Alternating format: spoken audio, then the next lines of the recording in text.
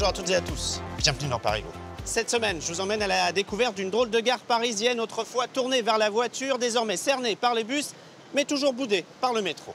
Vous l'avez compris, gros plan aujourd'hui sur la gare de Bercy, ou plutôt les gares de Bercy, car il y a bien sûr celle-ci exploitée par la SNCF avec ses TER, ses intercités en direction de Dijon, Nevers, Clermont-Ferrand. Mais il y a aussi celle-ci voisine, où des bus longue distance vous emmènent là aussi à petite vitesse à Bordeaux, Marseille, Lyon ou encore Cologne. L'une est à l'étroit, l'autre va bientôt fermer. Pourtant, ces deux gares connaissent un succès fou avec 10 millions de voyageurs cumulés. L'an dernier, ça valait bien un numéro de Parigo. Bercy, ce n'est pas seulement une aréna et un parc paysager, ce sont aussi deux gares mitoyennes. La première date de 1977, l'autre de 2017. Leur point commun, des espaces limités, un accès compliqué et des voyageurs pas vraiment chouchoutés. La gare SNCF de Bercy est la plus petite de Paris et sans doute la plus atypique. Ici, pas de Transilien, de RER, ni même de TGV. Pourtant, son trafic a bondi de 30% en 10 ans. Alors, quel est son secret? Sa directrice est notre invitée. Nous reviendrons aussi sur le passé glorieux de cette gare où les voitures prenaient littéralement le train direction le sud de la France. Un service écolo avant l'heure, aujourd'hui disparu. L'auto-train fut arrêté en 2019, faute de rentabilité. Enfin, nous verrons comment les autocaristes se préparent à la fermeture progressive de la gare routière de Bercy d'ici 2030. Malgré tous ses défauts, elle est aujourd'hui la plus fréquentée de France. Alors où vont passer tous ces bus longue distance? Entretien avec le leader du marché.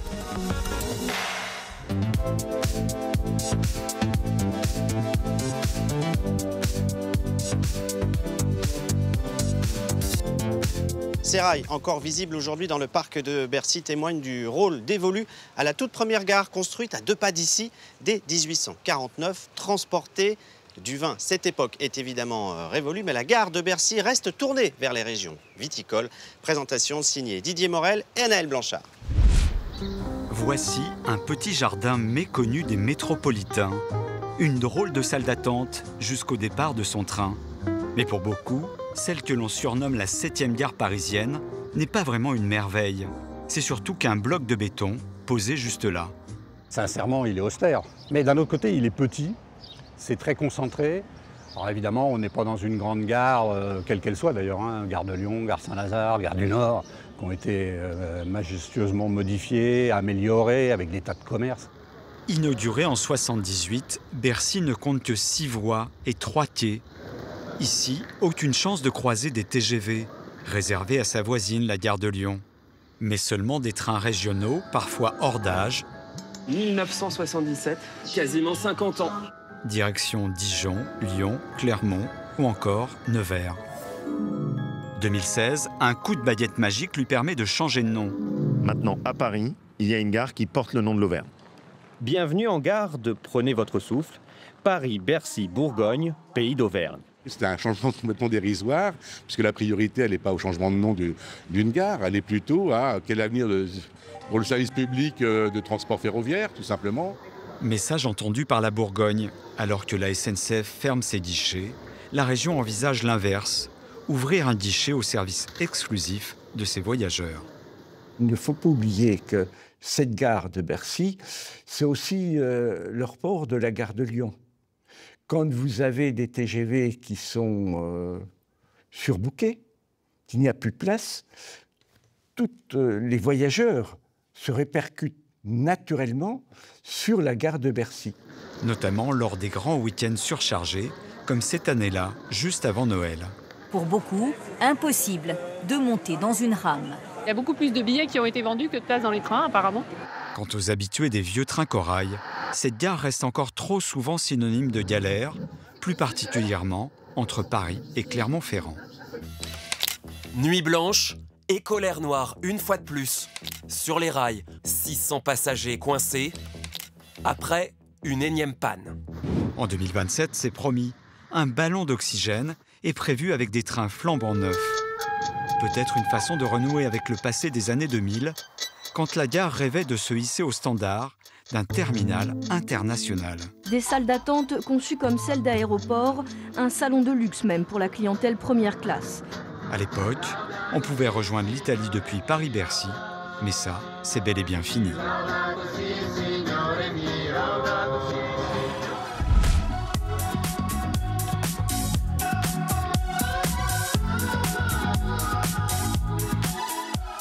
Bonjour Clémence Catel-Girard. Bonjour Bertrand. Vous êtes la directrice de cette gare très atypique, d'abord par son nom, Paris, Bercy, Bourgogne, pays d'Auvergne, qui fit l'objet d'une vraie bataille politique. Et ensuite parce qu'elle est la seule gare parisienne à ne desservir finalement aucune ville d'Île-de-France. Est-ce que c'est un handicap ou un atout?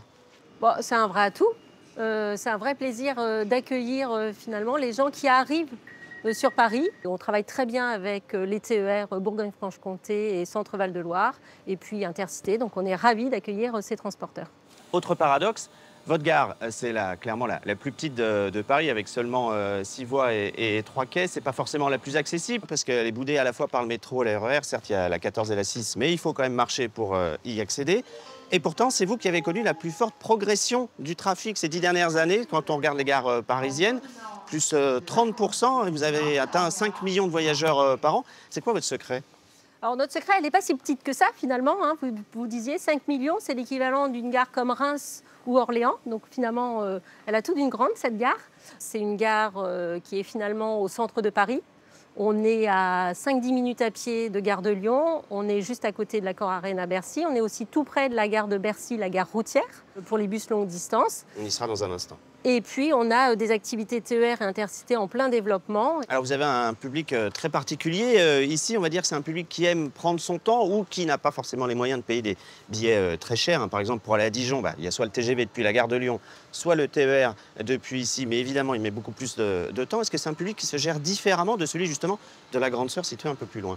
On a finalement, paradoxalement, un public assez semblable. On a des navetteurs, des gens qui viennent travailler et qui viennent tous les jours en gare. Et puis, on a aussi une clientèle plus touristique. On a beaucoup de gens en vélo, puisqu'on peut facilement embarquer son vélo au sein des trains. Et puis, on a même des clients très, très touristiques, puisque la semaine dernière, on a accueilli l'Orient Express, qui est arrivé d'Istanbul. Alors, est-ce que vous-même, vous êtes directrice à la fois de la gare de Bercy et de celle de Gare de Lyon? Est-ce que ça veut dire que cette gare de Bercy est condamnée à vivre dans l'ombre de sa grande sœur? Pas du tout. Au contraire, c'est plutôt la grande sœur qui va regarder Bercy. On expérimente à Bercy pour après déployer à Gare de Lyon. La dernière expérimentation qu'on a fait, c'est sur le tri des déchets. On est à plus de 60% de valorisation des déchets et c'est facile de commencer à expérimenter des choses sur Bercy pour après aller les recopier sur Paris-Gare de Lyon. Il n'y a pas une frustration à n'avoir jamais de TGV et de trains modernes et rapides ici? Alors, train moderne, on a l'oxygène qui arrive et puis on a eu des renouvellements de matériel TER. Donc, on a aussi des trains qui sont parfois bien plus jeunes que les TGV ici. Est-ce que vous avez quand même des projets d'agrandissement? Parce qu'on le voit, certains week-ends de grands départs, on se sent vraiment à l'étroit ici quand même. Hein.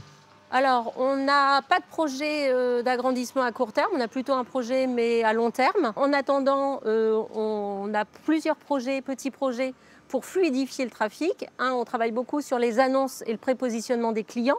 Les jours de grand départ, on met aussi en place des volontaires en gare pour orienter les clients et pour embarquer le plus facilement possible.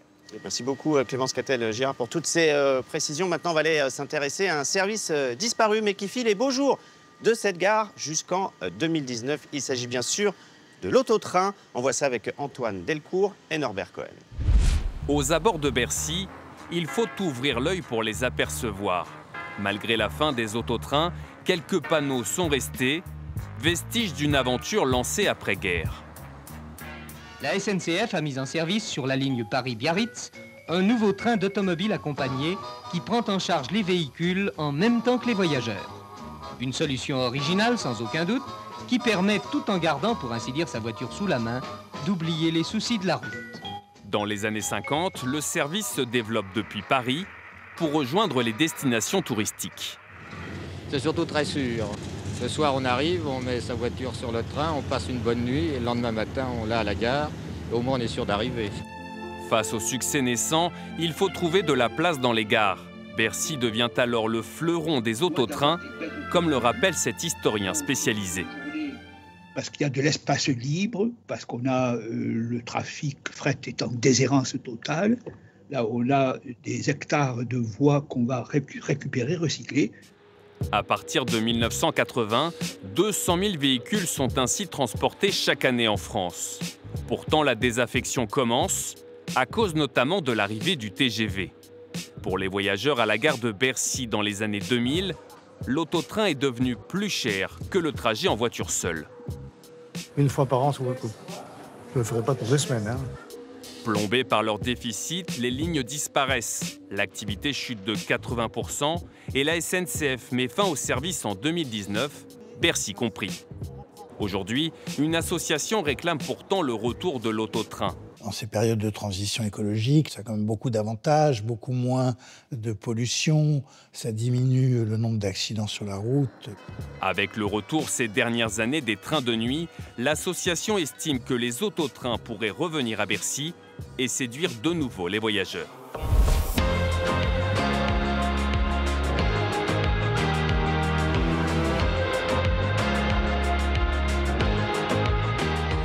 On se retrouve devant la deuxième gare de Bercy, celle des bus longue distance, une gare clairement en sursis.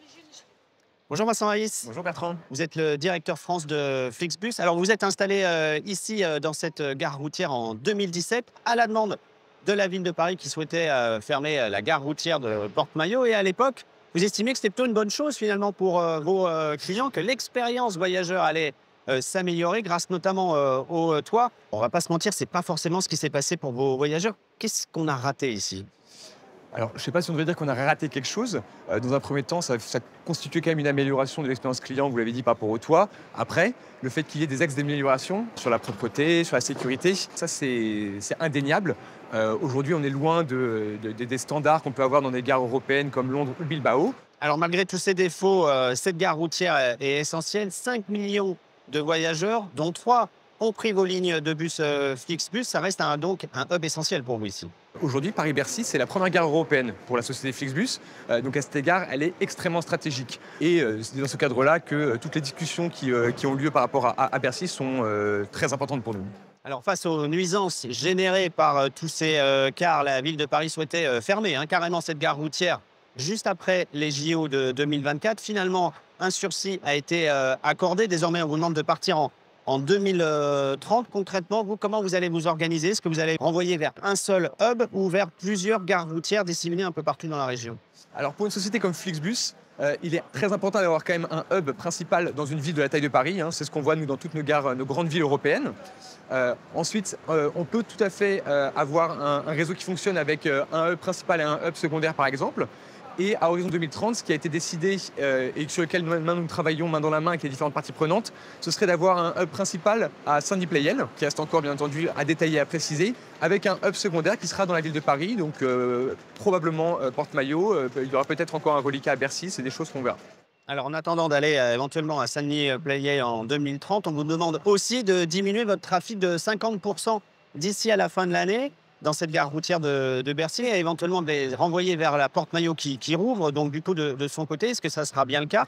Et quelle destination vous allez privilégier pour rester ici ou partir là-bas? Il y a des discussions actuellement pour savoir à quel point on sera en mesure de déplacer tel ou tel volume, parce que c'est vraiment tout à fait dépendant du nombre de places disponibles, parce qu'il y a des saisons hautes dans lesquelles les deux espaces pourraient être saturés. Mais ce qui est certain, c'est que l'on travaille en pleine collaboration avec la mairie de Paris de façon à déplacer le volume le plus significatif possible. En ce qui concerne les destinations, le fait que Porte-Maillot soit à l'ouest de Paris et Bercy à l'est de Paris fait qu'on va privilégier bien évidemment les destinations qui seront vers l'ouest pour Porte-Maillot et vers l'est pour Paris-Bercy.